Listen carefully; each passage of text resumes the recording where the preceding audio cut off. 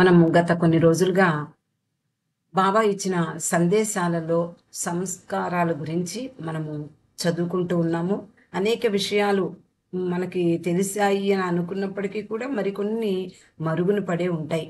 పూర్తిగా ఈ బ్రహ్మజ్ఞానం అంటారు అందుకనే. పూర్తిగా మనకు ఆ జ్ఞానం పొందడానికి ఈ సంస్కారాలే మళ్ళీ మనకి అడ్డు వస్తూ ఉంటాయి. మరి ఆ సంస్కారాలను ఎలా తొలగించుకోవాలో, తర్వాత ఏ విధంగా మనం ప్రవర్తిస్తే ఆ సంస్కారాలు పలచనవుతాయో, ఇవన్నీ కూడా బాబా డిస్కోర్సెస్‌లో వివరించారు. వాటి అంటే ఆ సంగతుల్ని ఇక్కడ క్లుప్తంగా చెప్తూ ఉన్నారు. అందువలన బాబా ఈ సంస్కారాలకు చాలా ప్రాధాన్యత ఇచ్చారు అని కూడా చెప్పచ్చు. ఎందుకంటే ప్రతిదానికి మూల కారణం సంస్కారాలే. ఈ సంస్కారాలన్నిటినీ కూడా ఆత్మ అనుభవించి అనుభవించి చివరకు అన్నిటినీ తుడిచిపెట్టాలి అంటే ఆత్మ పదే పదే మానవ రూపంలోనే జన్మ పునర్జన్మలను ఎత్తవలసిందే. ఆత్మ తీసుకొనవలసిన అనేకమైన మానవ జన్మలు కర్మ సిద్ధాంతాన్ని లేక పూర్వపు సంస్కారాలపైనే ఆధారపడి ఉంటాయి.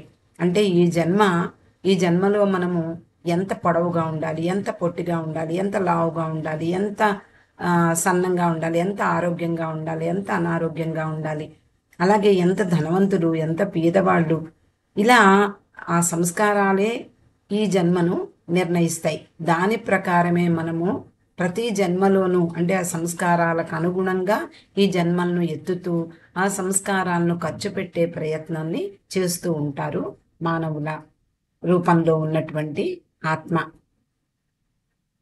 అయితే ఆత్మ తీసుకునవలసిన అనేకమైన మానవ జన్మలు ఈ కర్మ సిద్ధాంతాన్ని అనుసరించే ఉంటాయని చెప్పారు కదా.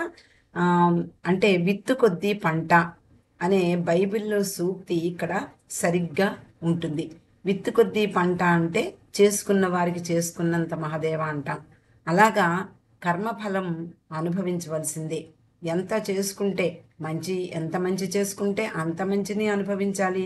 ఎంత చెడు చేసుకున్నా అంత చెడును అనుభవించి తీరాల్సిందే. ఎప్పట్లాగే బాబా నిజానికి అందరికీ అర్థమయ్యే రీతిలో చెప్తూ ఉంటారు. ఎప్పుడూ కూడా ఎంత పెద్ద ప్రవచనమైనా, చిన్నదైనా, చిన్న సందేశమైనా ప్రతి ఒక్కళ్ళ హృదయాన్ని తాకేలా ఉంటుంది. కేవలము స్థూల దేహానికి సంబంధించిన కార్యకలాపాలు, వ్యక్తీకరణ ఇవే జీవితము అని ప్రాపంచిక వ్యక్తి సంపూర్ణంగా నమ్ముతాడు అంటున్నారు. అంటే ఇప్పుడు మనం ఈ దేహంలో ఉన్నాం. అందరూ తలోక రూపాన్ని సంతరించుకుని బాబా కార్యక్రమాల్లో పాల్గొంటూ ఉన్నాము. ఈ స్థూల దేహానికి సంబంధించినటువంటి మనం చేసే కార్యకలాపాలు, మనం చేసే పనులు ఇవి ఇదే జీవితము అనేటటువంటి భావన మనలో పూర్తిగా ఉంటుంది. ఇది కాకపోతే ఇంకేమిటి అనుకుంటాం. ఇది కాదు జీవితము, నిజమైన జీవితము అని చెప్పినా కూడా మనం అర్థం చేసుకోలేం.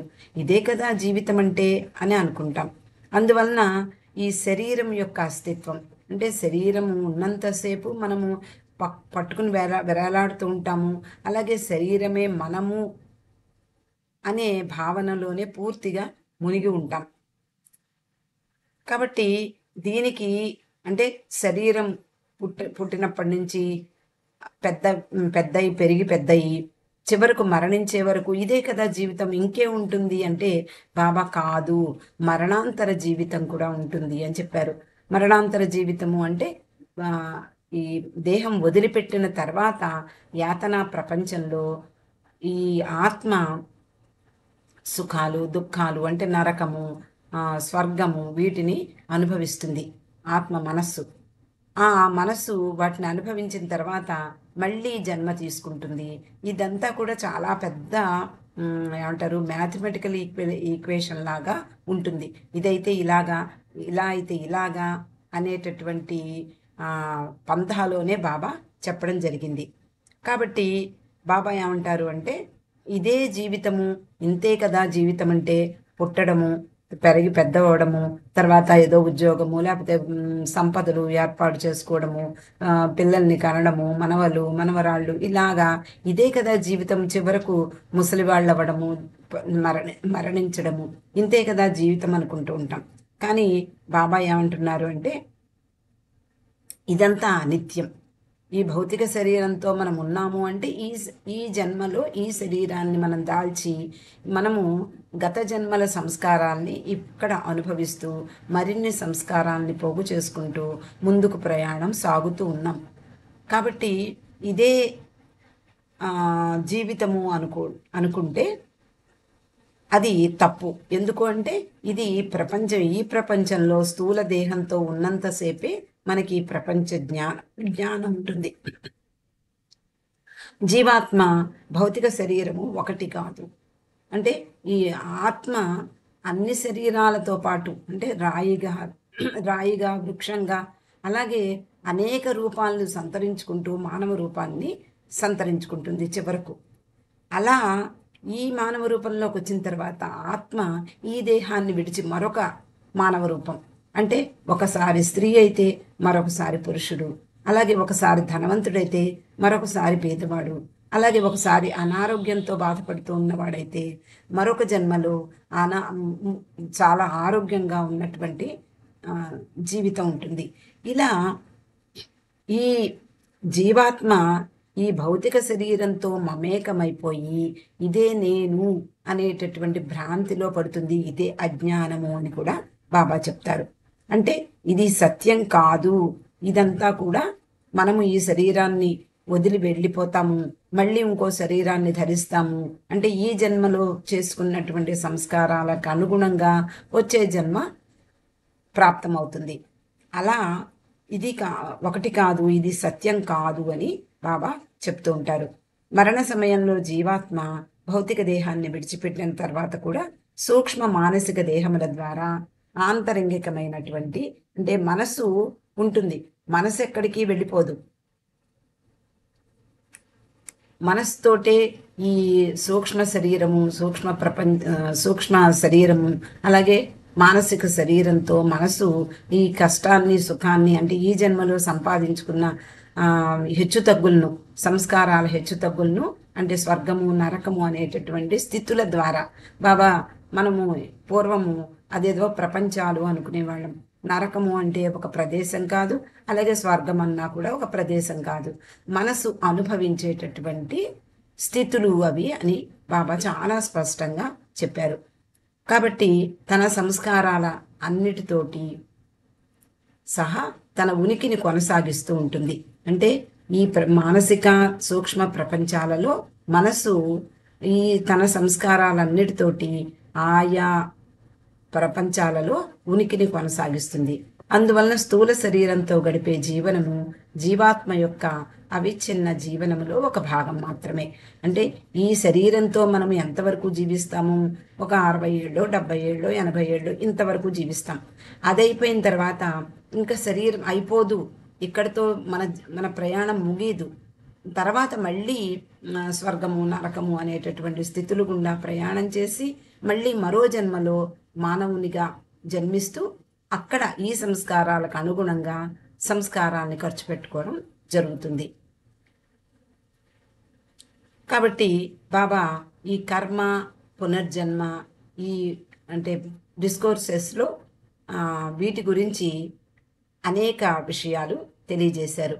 అంటే ఒక జన్మకు సంబంధించిన ప్రత్యేక పరిస్థితులు, అంటే ఒక జన్మ తీసుకోవాలి అంటే మనము ఎవరితో కాంటాక్ట్ ఉంది, అంటే ఎవరితో సంబంధం ఉంది, ఎవరితో ఇచ్చిపుచ్చుకోవడం ఉంది. ఇప్పుడు మనం చెప్తాం కదా, మనము ఏదైనా వాళ్ళతో అంటే ఎవరికైనా అప్పు ఉన్నామనుకోండి, మనం తీర్చకుండా చనిపోయినప్పుడు మళ్ళీ వాళ్ళ అప్పు తీర్చేందుకు వాళ్ళ దగ్గరే పుట్టాల్సి వస్తుంది.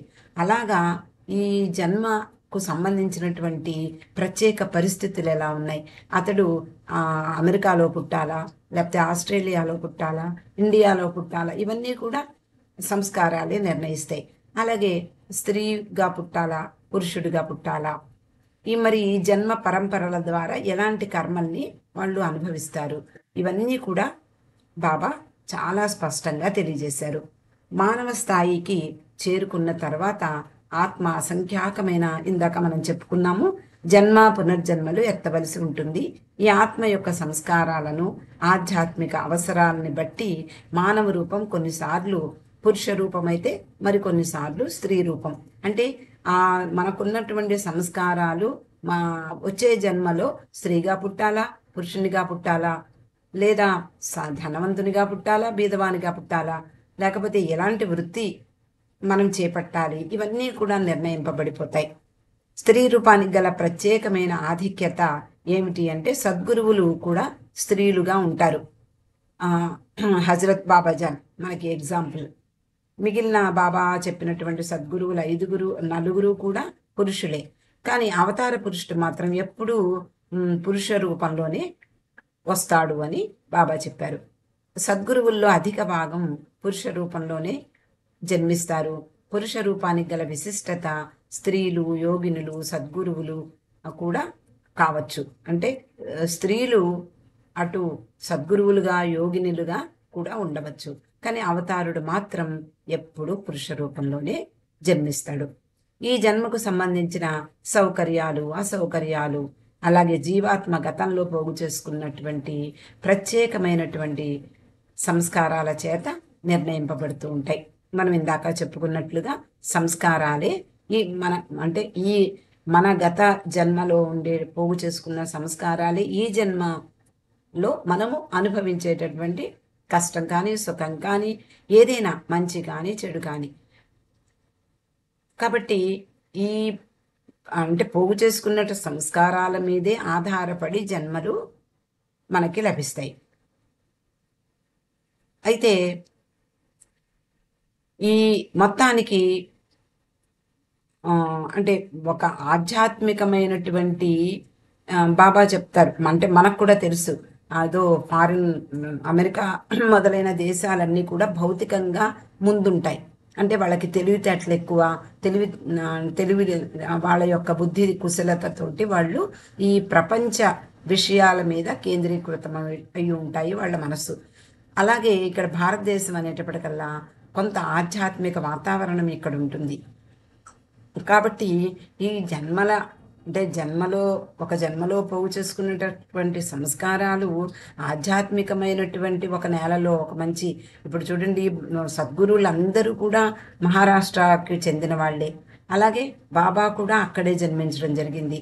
అలా ఇవన్నీ కూడా సంస్కారాలే నిర్ణయిస్తాయి అని చెప్తున్నారు.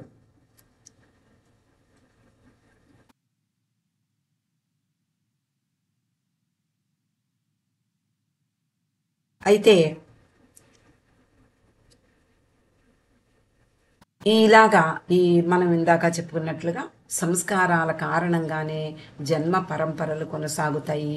మళ్ళీ వచ్చే జన్మలో మనం చేసుకున్నటువంటి కర్మ ఫలాలను అనుభవించడానికి, కర్మఫలాలు అంటే సంస్కారాలు అనుభవించడానికి మరో జన్మ ఎత్తి మళ్ళీ ఈ జన్మలో వచ్చే జన్మలో చేసుకున్నటువంటి పోగు చేసుకున్నటువంటి సంస్కారాలు నిర్ణయించినటువంటి జీవితాన్ని మనము గడుపుతూ ఉంటాం.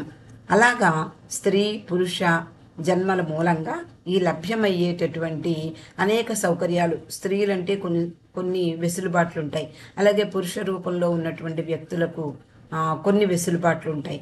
ఇవన్నీ కూడా ఖచ్చితంగా నిర్ణయింపబడి వచ్చాం.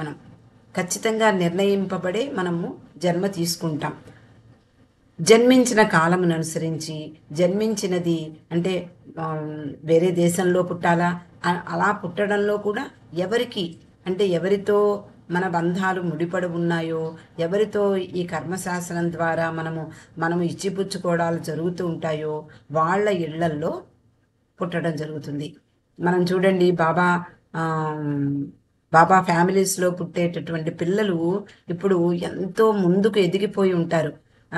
గత జన్మలోనే బాబా గురించినటువంటి పూర్తి అవగాహన వాళ్ళల్లో ఉండి ఈ జన్మలో వాళ్ళు మనకంటా ముందు పుస్తకాలు చదవడం కానీ, గాడ్ స్పీక్స్ చదవడం కానీ, ఇవన్నీ కూడా మనకంటే వాళ్ళు ముందుంటారు. చాలామంది పిల్లల్లో మనం గమనిస్తూ ఉంటాం.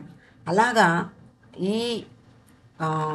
అందుకనే కృష్ణుడు భగవద్గీతలో కూడా అర్జునుడు అడిగిన ప్రశ్నకు, ఒక యోగి అయినటువంటి వాడు మరణించినప్పుడు అతడు చేసినటువంటి యోగ సాధన అక్కడితో ముగిసిపోతుందా అని అడుగుతాడు. కాదు కాదు, అది ముందుకు కొనసాగుతుంది. ఎక్కడికైతే ఆపావో అక్కడ నుండి తర్వాత జన్మలో ఆ సాధన కొనసాగుతుంది అని కృష్ణుడు కూడా చెప్పడం జరిగింది.